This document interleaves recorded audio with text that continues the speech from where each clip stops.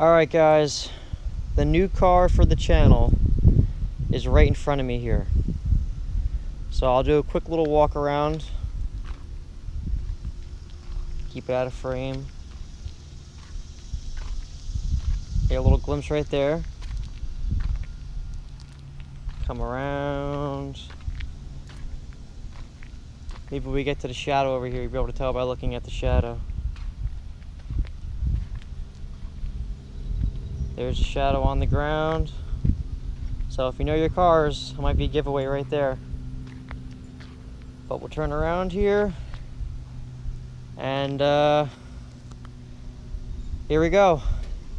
The introduction for the new car on the channel. Da-da-da-da! That's right, guys. I bought another Jeep Cherokee. It's kind of came up. I liked it a lot. It's got a lot of stuff done to it. As you can tell, it is a 2-door. I have a 4-door. And it's not white, praise the Lord, it is black. So that was also another big plus. I really didn't want another white car, so I finally own a car that's not white, which is absolutely fantastic.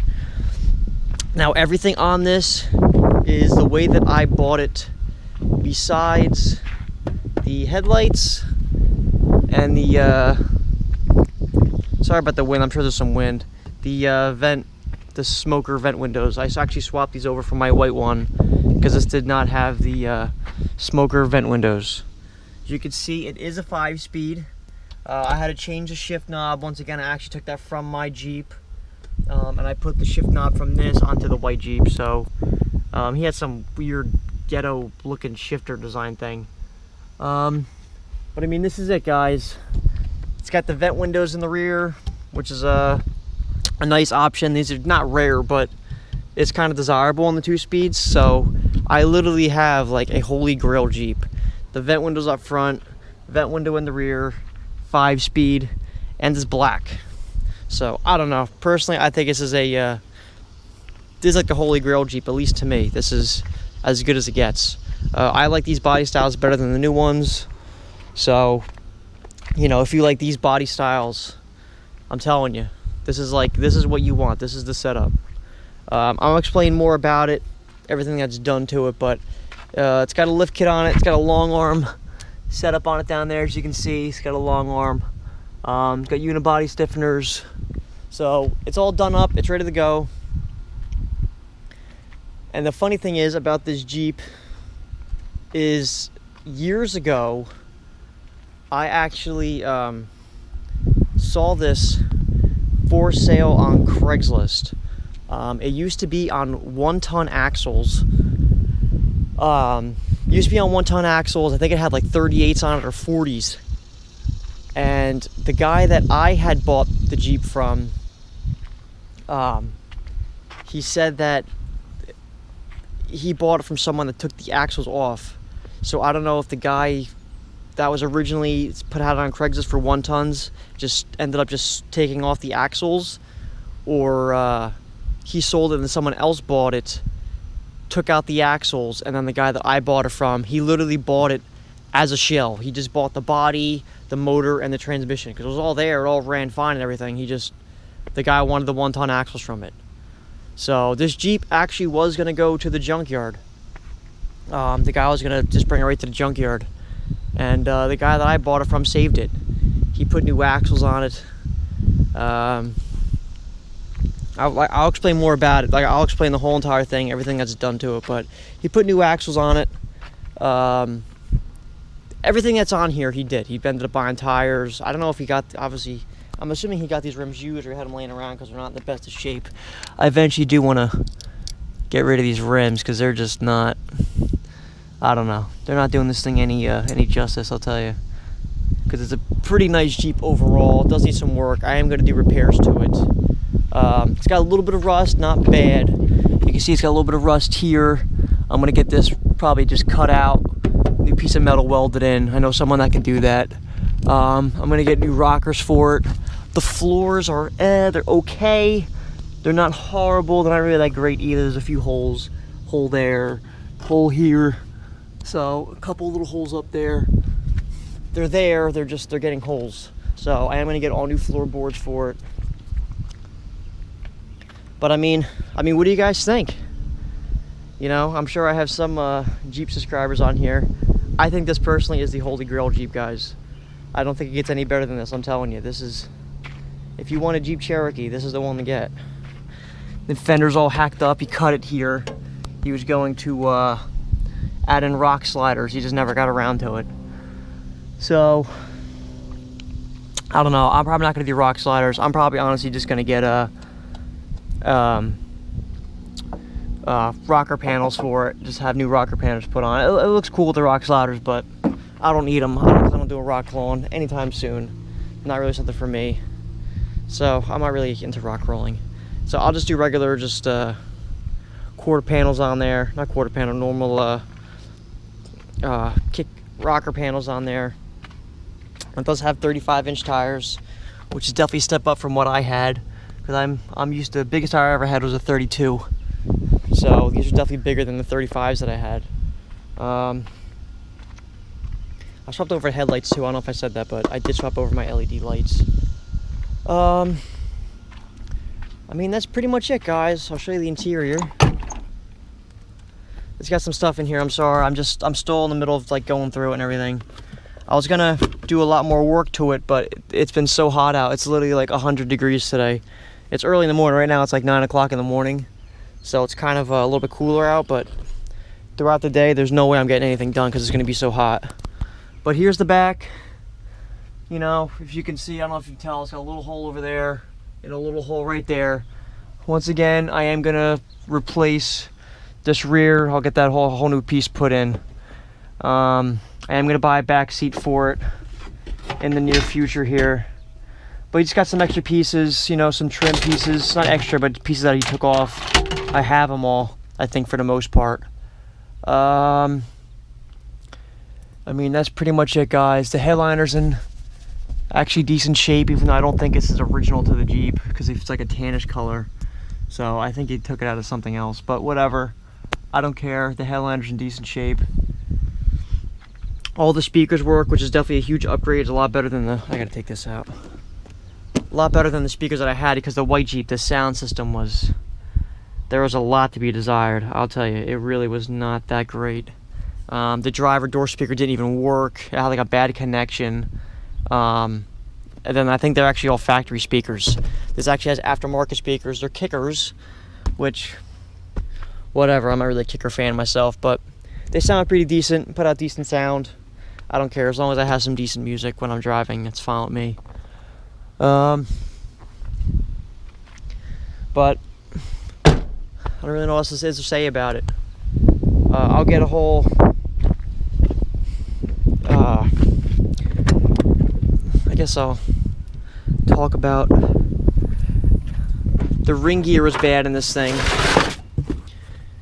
So when I bought it, I actually had to get it towed here. He trailered it for me. I'll explain the whole entire thing in this video, I guess. The Jeep came from Long Island. Originally, I guess it was from New Jersey. When I went to the register, they said it was actually from New Jersey. And then it went to Long Island, then it went to New York, which is where I bought it from, and now it's back in Jersey. But when I remember seeing it on Craigslist years ago, like 3 years ago, I'm pretty sure it was in Jersey. I don't think it was in New York. But I really don't remember, to be honest with you. So long story short, it was in Jersey, went to New York. The guy, whatever, he started building up, you know, the way you see it now is the way that he did it. But when he built the rear and he put the rear together, because this is 48 gears, he chipped the, he didn't set it up right. He didn't put shims in the axle. So it ended up shredding up the ring gear here, and it wasn't drivable. So I actually ended up buying a car, which I couldn't drive, which I am like completely against. I've never done before, but I don't know, guys. I don't know. I couldn't pass it up. It kind of, at first, I didn't buy it. I guess in this video, I'll explain my whole entire buying process. And then the next video that I do, I'll just do a complete walk around. Let's sit inside the Jeep. So, sorry, I look like trash too, guys. I woke up a little while ago. Like I said, it's like 9 o'clock in the morning. I'm trying to do it now before it turns to 105 degrees out. So, I'm looking on Letgo. I'm looking on Craigslist. I ended up finding this one on Letgo. He had it up for sale. You know, he didn't even mention that the rear was bad in the ad, but it said, you know, 6.5-inch long arm lift, 48 gears. He kind of just gave like the rundown, new clutch, stuff like that. So I was like, okay, cool. Seems like a nice Jeep. Seems like a good price. I like it. I get the guy's number actually on Facebook because he had deleted his Letgo app. So I had my friend find him on Facebook and then contact him, and then that's how I eventually got his number. We started talking. Then he tells me that the rear's bad. So I'm like, okay, like, I figured maybe I could drive it and, you know, disconnect the rear drive shaft and drive it in full-wheel drive, just use the front. But I couldn't do that because, one, the distance is kind of far, and two, it's got lockers in the front. It has like a lunchbox locker, so you can't, it wouldn't work. It wouldn't have happened. So I was trying to figure out a tow from Long Island all the way to Toms River, New Jersey. And you know, tows were expensive. It's probably gonna be around $600 to get the thing towed here. So I had to factor that cost in. I had to factor in the cost of getting the rear rebuilt. I called around and I got ranges from $700 to $1,100 to rebuild the rear. So between the tow and the rear, I'm like, I'm already in this thing. I'm in this thing $1,500 at the very least. It's like, that's just to get it here. And that's just to get it on the road. That's not the other repairs that I even have to do to it. Because it does need a little bit of work. It runs pretty good and stuff, but it definitely needs a little bit of work. There's some, you know, right now the Jeep's about 85%. It just needs that last 15% to really finalize it and get everything, you know, rock and rolling and ready. So, when I went there, I looked at it, and he said it was pretty rust-free. He's like, oh, it's really clean, it's really got no rust. And he did send me some pictures of the underside, and it didn't look that rusty. Now, before I'd gotten there, we got stuck in traffic. It said it was going to be a 2-hour drive to get there. It took us about 3.5 hours to get there because of so much traffic. So by the time I got there, I was just kind of just fed up. I was kind of just annoyed at this point. So I look at the Jeep, I'm looking underneath, and I see little holes in the floor and stuff, and I'm just like, I'm just kind of fed up. You know, I started up, it seems to run okay, has good oil pressure, you know, it idles fine. And I'm like, I'm looking at the Jeep, and I'm like, I do like it. I just don't know if it's worth the price, considering the amount of rust that I'm going to have to fix on it, and the amount of money that I'm going to have to pay to get the rear fixed. So I didn't even give the guy an offer. I'm looking at it, maybe like 20 minutes I looked at it, and I told the guy, I'm like, you know what, I'm like, I don't think I'm even going to give you an offer on it. I'm like, I just don't think it's for me. He's like, okay, that's fine, whatever, you know, good luck, whatever. As I was driving home, I brought my dad with me. Me and him went to go look at it. As I'm driving home, I thought about it, and I was like, I at least should have given him an offer, just to kind of know, so he knows where I'm at, and kind of see where maybe he's at, you know. So I texted him, I was like, hey, listen, I would give you this much if, you know, you'd want to sell it for that. Otherwise, I understand, it's fine. And he actually threw a number back at me, and it was a number that was less than I thought it was going to be. I thought, I don't want to say numbers. I don't want to say how much I paid for this. I'm going to let you guys guess. Let's just say I paid between $1,000 and $5,000. So you can take a guess anywhere in that range of how much I paid for this. But he gave me a number that actually didn't seem too bad, but it was still too high from what I thought I was going to have to pay for repairs. Lo and behold, you know, I sat on it for a few days. I've really thought about it. And, you know, I know someone that works on cars. And I asked him, you know, how much is it going to cost me you know, how much would you charge me to fix the rear end in this? I'm like, it's got a Dana 35, which I know I have a Dana 35 with 35-inch tires. That'll be in the next video. But I'm like, hey, listen, I got a Dana 35. You know, the ring gear's bad. I have the ring gear, I have the parts. How much would it cost to install it? He told me he could probably do it for like $300-400. And once I heard that, I was like, you know what? I'm like, if I can get the rear built for $300-400 compared to $1,200 to $700, I was like, you know what? That seems worth it to me. That's that money that I have to put out. I don't have to put out now.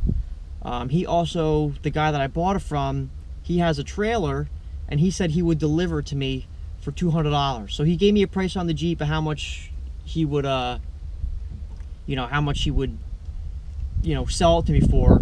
And he's like, well, if I trail it to you, give me an extra $200. So I was like, you know what? I'm like, even paying the extra $200 to get him, you know, delivered to me, it's worth it, because that's going to save me another $400. So between getting the axle fixed and it getting trailered to me, I saved like a grand right there. So that saved me quite a bit of money, and that's why I ended up picking it up. But at first, I didn't even make an offer on it. I actually passed on it. And then once I was able to, you know, save that extra money, I was like, you know what, it seems worth it to me. And so far, I feel like it's been worth it. I've been pretty happy with it. A few things here and there, things I gotta work out, like I was saying before. But, you know, it's a 1995. It's older. Things are gonna break on it. It is what it is. You know, I'm gonna use this thing for out in the woods. I'm gonna off-road it.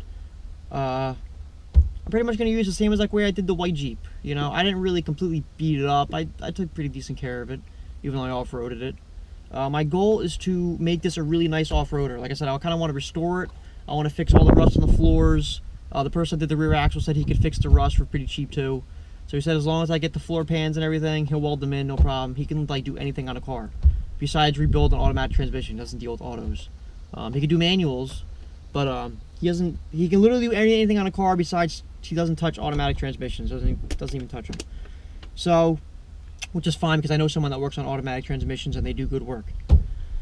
So, I mean, that's pretty much it. This is my new, you know, my new Jeep.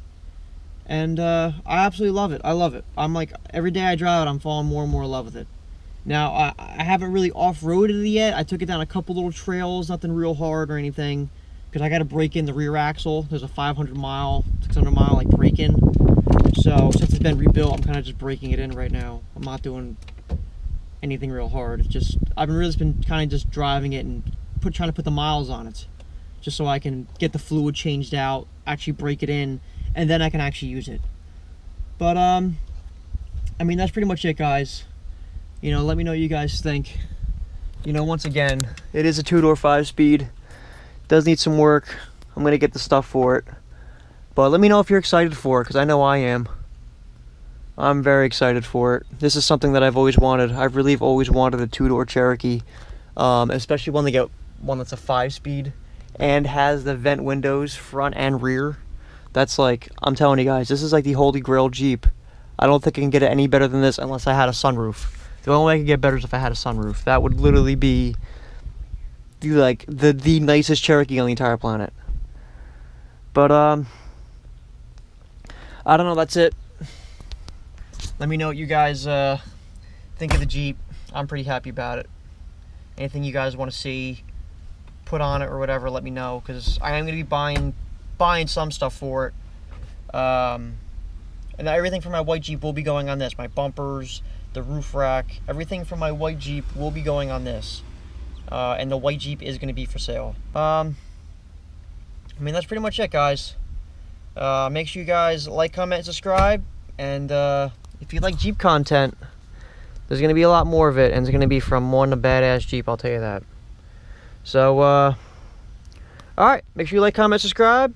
Try to keep cool if you're in the tri-state area, because like 110 degrees today, which is a Sunday. And I'll see you guys later. Peace.